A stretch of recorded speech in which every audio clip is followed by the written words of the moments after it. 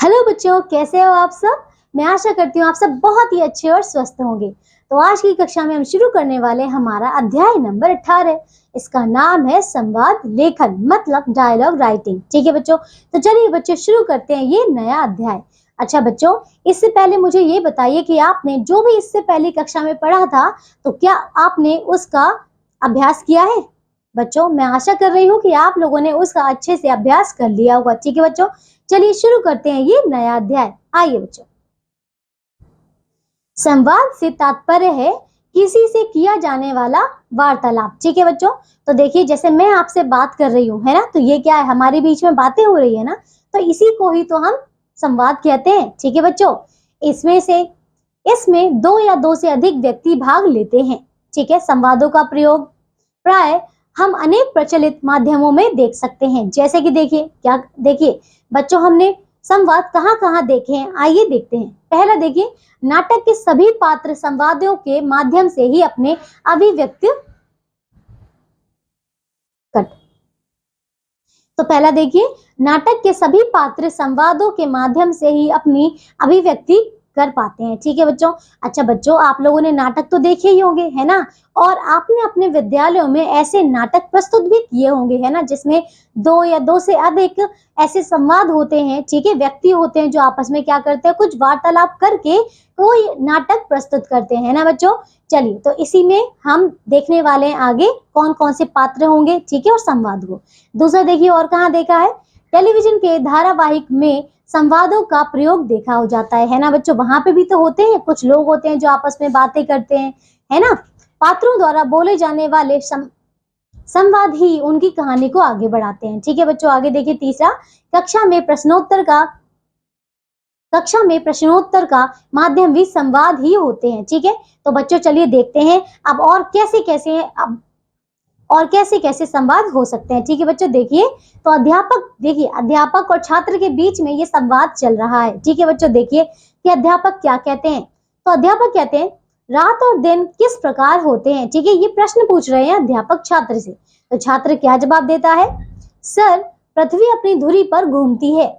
घूमते समय इसका जो भाग सूर्य के सामने होता है वहां दिन, तथा जो भाग सूर्य के सामने नहीं होता वहां रात होती है। तो बच्चों, आपको समझ आया कि एक छात्र ने यहाँ पे कहा है। ठीक है बच्चों, अब देखिए अध्यापक फिर से कुछ कहता है। देखिए तो अध्यापक क्या कहता है, पृथ्वी अपनी धुरी पर घूमती हुई किसका चक्कर लगाती है। ठीक है, तो छात्र जवाब देता है, सर, पृथ्वी सूर्य के चारों ओर घूमती है। ठीक है बच्चों, तो ये अध्यापक और छात्र के बीच में एक संवाद है, छोटा सा। ठीक है बच्चों, अब आइए आगे देखें। संवाद रचना के विषय में कुछ महत्वपूर्ण बातें ध्यान में रखनी चाहिए। ठीक है बच्चों, तो आइए देखें कौन कौन सी महत्वपूर्ण बातें हैं।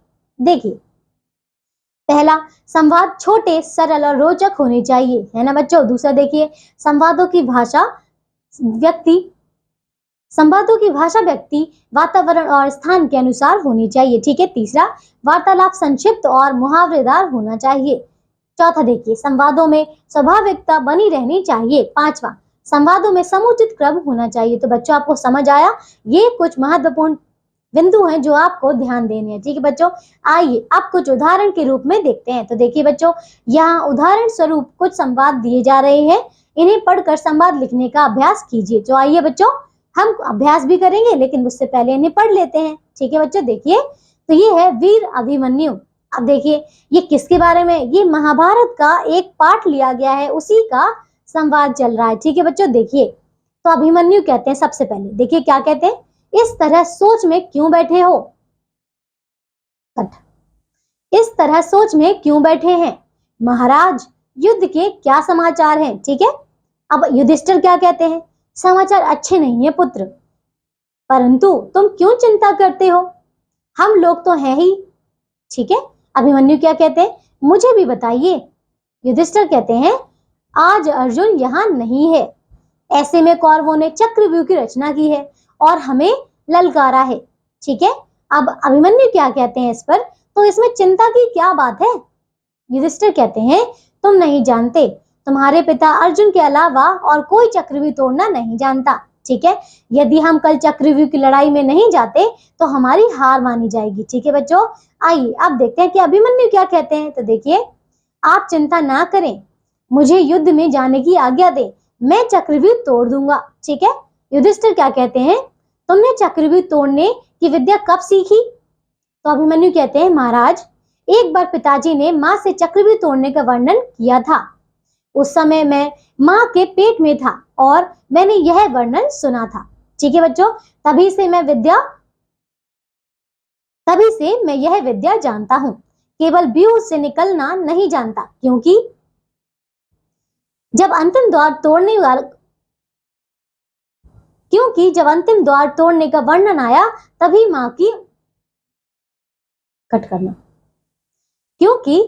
जब अंतिम द्वार तोड़ने का वर्णन आया तभी माँ को नींद आ गई और पिताजी ने वर्णन बंद कर दिया। ठीक है बच्चों, तो देखिए अभिमन्यु ने किस प्रकार अपनी बात को बताया।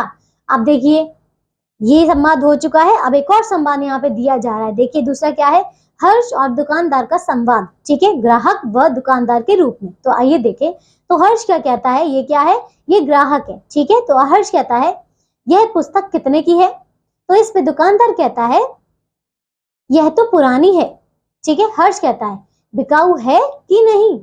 तो दुकानदार क्या कहता है, बिकाऊ नहीं है, यह केवल सैंपल के लिए लगाई है, लेकिन इसका नया संस्करण है। ठीक है, तो हर्ष कहता है तो बताते क्यों नहीं कितने पैसे की है? ठीक है, दुकानदार कहता है 125 रुपए की। अब हर्ष क्या कहता है, ठीक ठीक बताओ। हर्ष क्या कहता है, देखिए ठीक ठीक बताओ। ठीक है, दुकानदार क्या कहता है, देखिए ठीक 125 रुपए की ही है।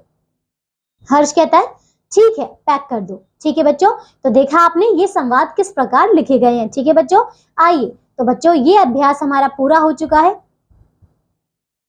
तो बच्चों ये अध्याय हमारा पूरा हो चुका है, हमने संवाद लिखना सीख लिया है। ठीक है बच्चों, लेकिन आइए अब हम इसके कुछ अभ्यास करते हैं। लेकिन बच्चों आइए पहले हम इसके अभ्यास के प्रश्नोत्तर देखते हैं। ठीक है बच्चों, देखिए तो लिखित प्रश्न क्या है, रिटन क्वेश्चन, निम्नलिखित विषयों पर संवाद लिखिए। ठीक है, देखिए क्रिकेट मैच को लेकर दो मित्रों के बीच संवाद। तो बच्चों देखिए क्रिकेट मैच तो सभी को पसंद है ना? तो आप अपने मित्रों के बीच में, अलग अलग मित्रों के बीच में क्या कर सकते हैं, एक संवाद को प्रस्तुत कर सकते हैं। ठीक है बच्चों, देखिए दुकानदार से अपनी प्रिय वस्तु लेने के लिए मोल भाव करते हुए संवाद, तो ये भी आप कर सकते हैं, है ना?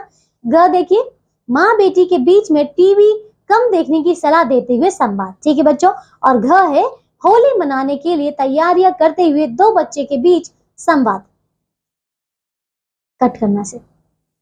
होली मनाने के लिए